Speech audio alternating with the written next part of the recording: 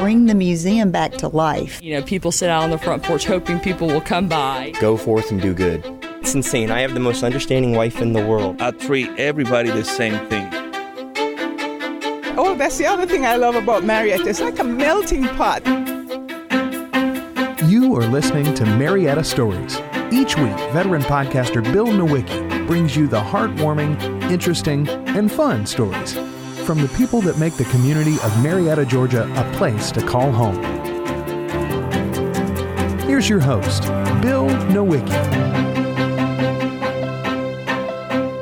I have Paul Scanling here. He's going to tell us about a new way to listen to, a new old way to listen to classical music. But first, we want to get to know him. He's the, what would you call yourself? You're a man of many talents, but what are some of the things you're up to right now? What's your positions? Well, with the Marietta Symphony Orchestra, I'm what I jokingly call the CEO, the Chief Everything Officer. So it's a one-man operation right now. I have a board that helps me with fundraising, but I do all the work.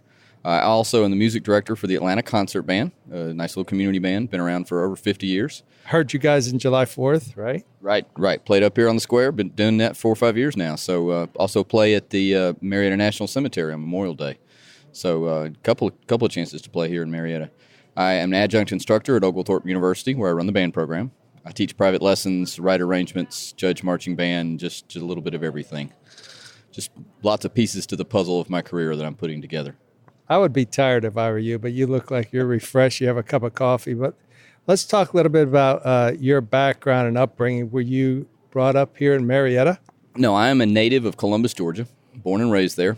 My parents were both raised here in Atlanta, so all my family's from here in Metro Atlanta. We've lived in Marietta for about 12 years now, but in the metro area for about 20 years.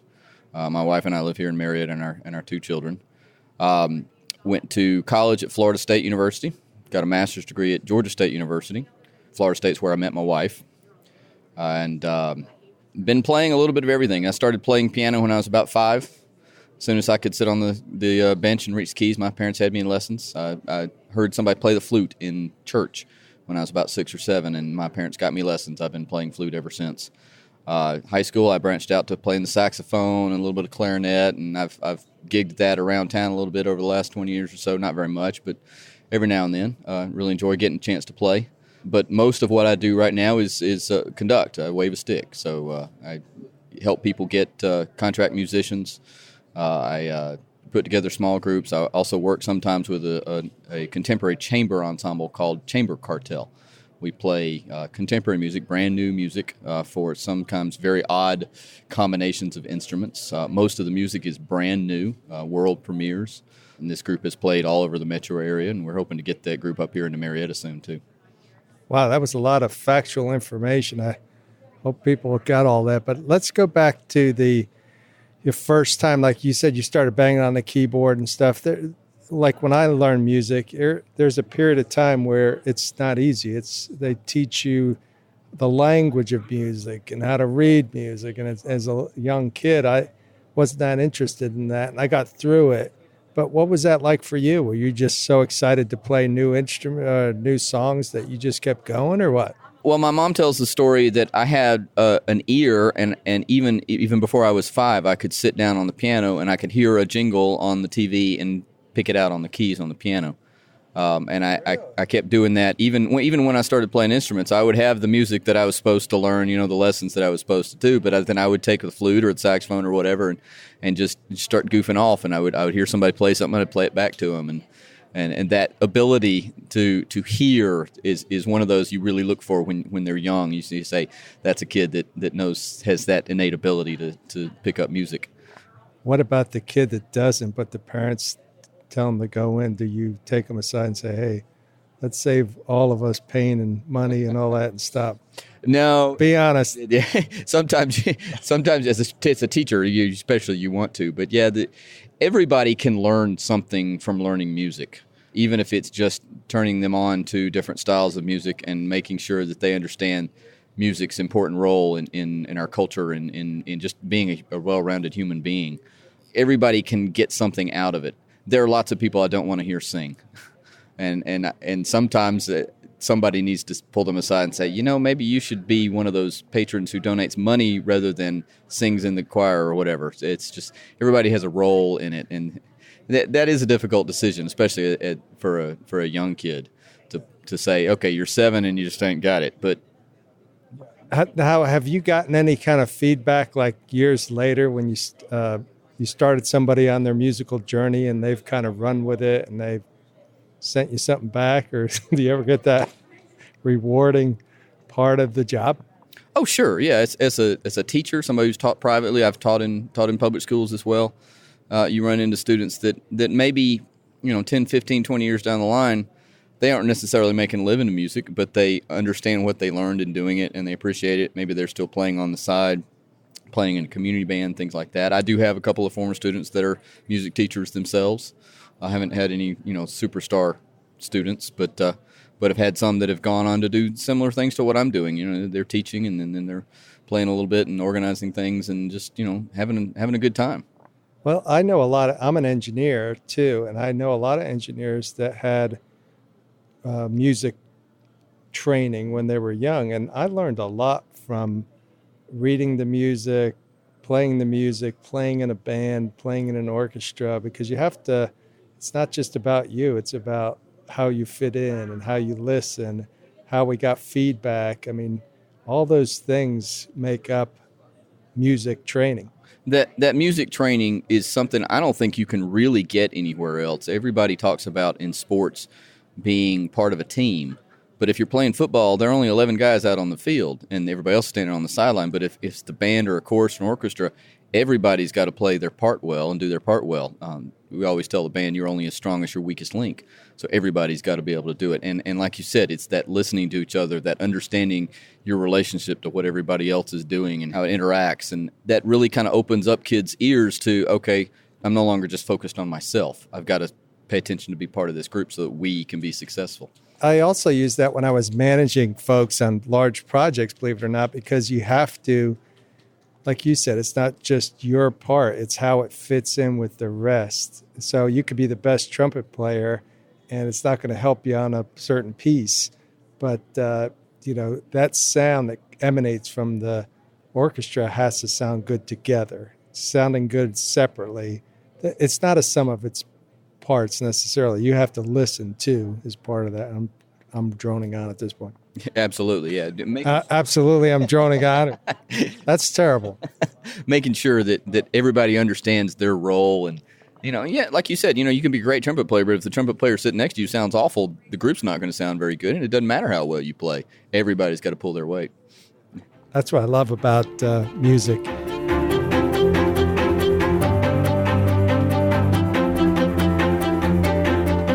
I got to talk to some of the real estate agents at Johnny Walker Realty. One of them was Shannon Van Horn, and this is what she had to say about working with Johnny and Carrie. I've been with a couple different brokers, but this is by far my favorite. Literally nothing that they haven't been able to find an answer for me. If they don't have the answer, they're going to talk to each other and figure out an answer and then get back to us. When I tell people that I'm now at Johnny Walker Realty, there's nobody that doesn't know who they are. So that's nice. Real estate agents that are happy do better for their clients and the business. That's what I think is helping Johnny Walker Realty grow so quickly. Remember, they're at 262 Church Street, just down from the square. Check them out.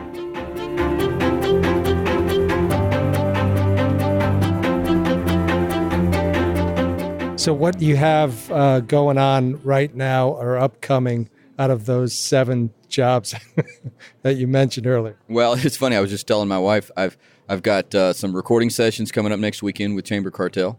Boston area composer named Aaron J. Myers has hired us to record a CD of his music. So we'll be in studio. What instrument are you playing?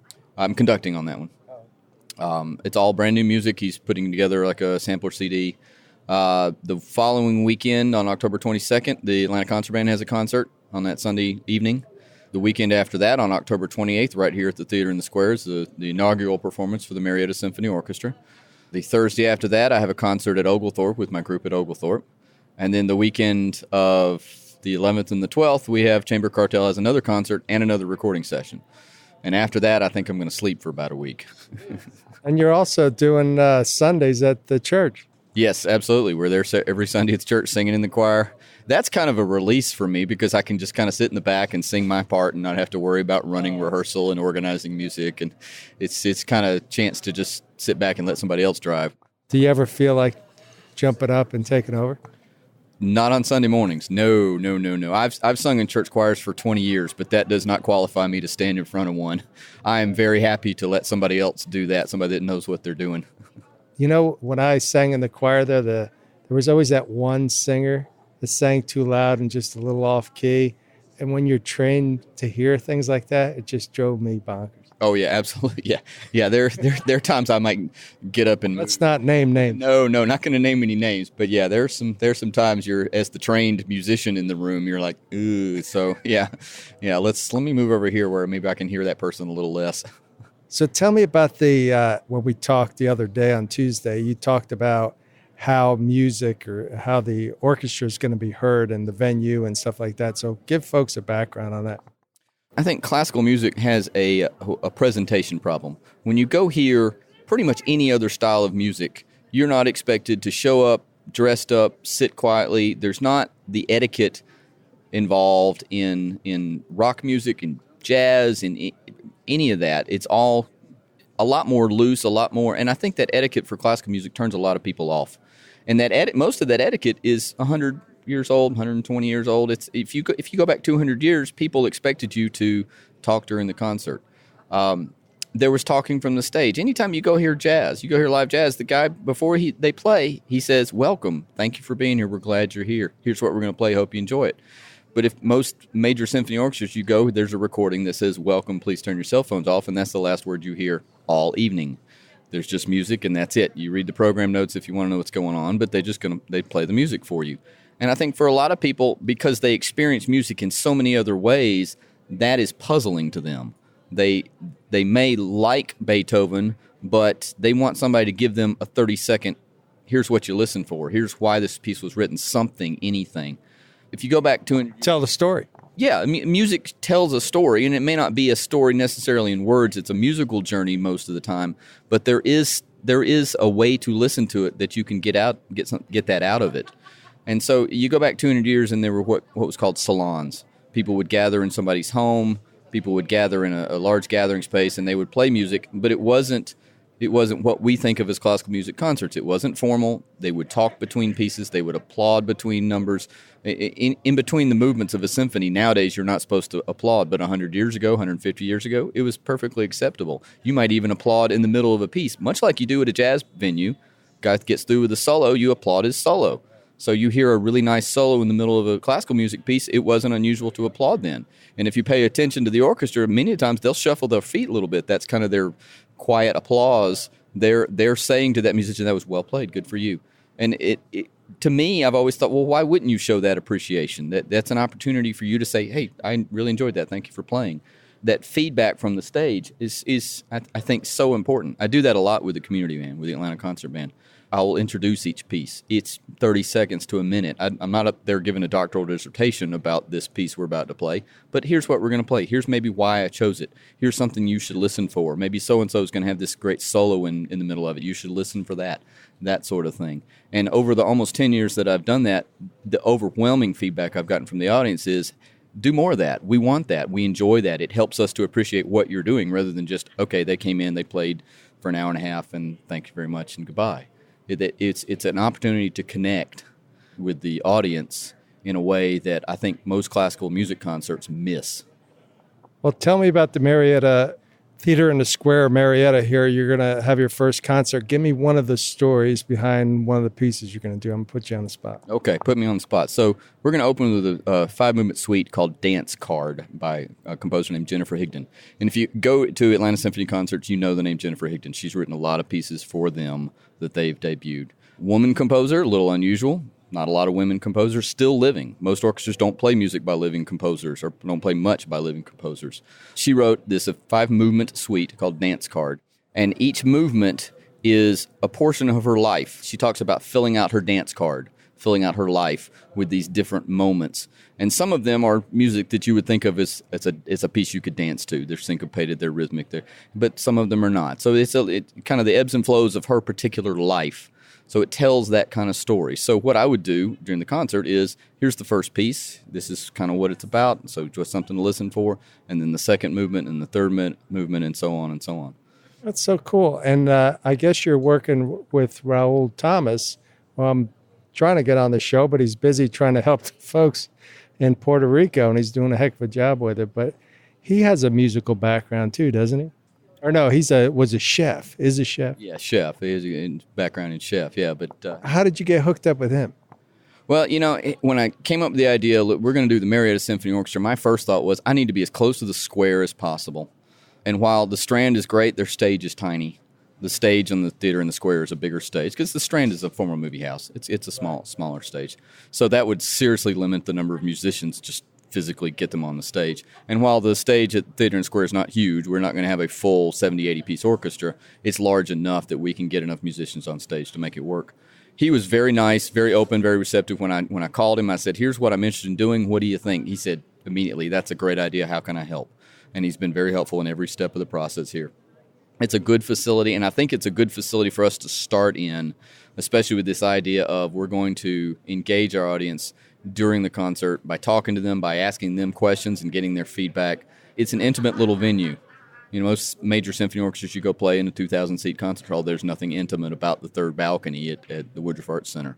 So there's a connection there. As I stand there on the stage, I'm not much further away from the back row of the audience as I am from the back row of the orchestra.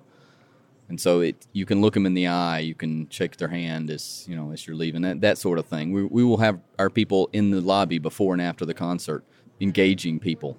Good. I hope I can help with that engagement with this podcast. And anything else you want? Let's go back one more time now. How do folks get tickets for this concert? Tickets for sale on the Theater in the Square's website. You could also go to MariettaSymphonyOrchestra.org. There's a link there that takes you directly to the page for purchasing tickets. I'd have trouble spelling all those words. Long words there. And we're on Facebook, we're on Twitter, we're pushing that stuff out there. We're starting to gather sponsors to help pay for this. One of the things I think is very important to me is that these are all professional musicians we're hiring. They're getting paid to be there. Atlanta is kind of the central hub of the Southeast. It's the home of what we jokingly call the Freeway Philharmonic. You go 500 miles in any direction, and there are people who live in Atlanta playing in that orchestra. They're just there for the weekend, and then they come back here to Atlanta. And so there is a long list of classically trained musicians here in Atlanta, and a great resource there. So we're gonna pull from that resource and bring them in here because we're gonna do this on 1 or 2 rehearsals and then a concert. So it's gonna be pretty quick. Learn your parts, show up, rehearsal. All right, here we go. Well, that is so cool, though, and I appreciate your time. Anything else you wanted to share? So what's the date again, the first concert? First concert is Saturday, October 28th at 7:30 p.m. at the Theater in the Square. Tickets are on sale on their website. Find us on Facebook, Twitter. We can point you in all the right directions. Well, great. I'm so glad we got time to actually sit down and talk with one another, Paul, and it sounds like you're a busy man. What you got going tonight? Tonight, I think... Netflix. No, I think I'm going to roast some s'mores with my kids before the rain comes in. Yeah, we're expecting rain tonight. But no, I really appreciate your time, Paul, and all you do. And music is a very important part of our lives here. And you're hustling. I could tell, man. You're a busy guy, and I appreciate your time. Oh, thank you. Thank you for having me. I do appreciate it. All right. I hear a train coming, I think. There's always one close behind, but we're sitting in the... What's the name of this? Whatever. I forget. That's where they laid the bricks for 9 months, right outside the Welcome Center. But this was great, and thanks again, Paul, for your time. Thank you. I want to take a moment to thank our sponsor, Nowicki Media, which is my company. As a business owner, we want to reach our customers, but it's not that easy to reach them because there's so many distractions. That's where I can help. I create custom business videos that let you tell your unique story and start building customer relationships right away. And the process is super easy. Here's what Anna Brumby had to say about working with Nowicki Media. I've worked with Bill on several projects to create various historic videos for Brumby Hall and videos for the Brumby Chair Company. He does an amazing job, and it's so easy to work with. Wonderful end products every time. If you want to find out more, go to Nowicki Media and schedule your free consultation today.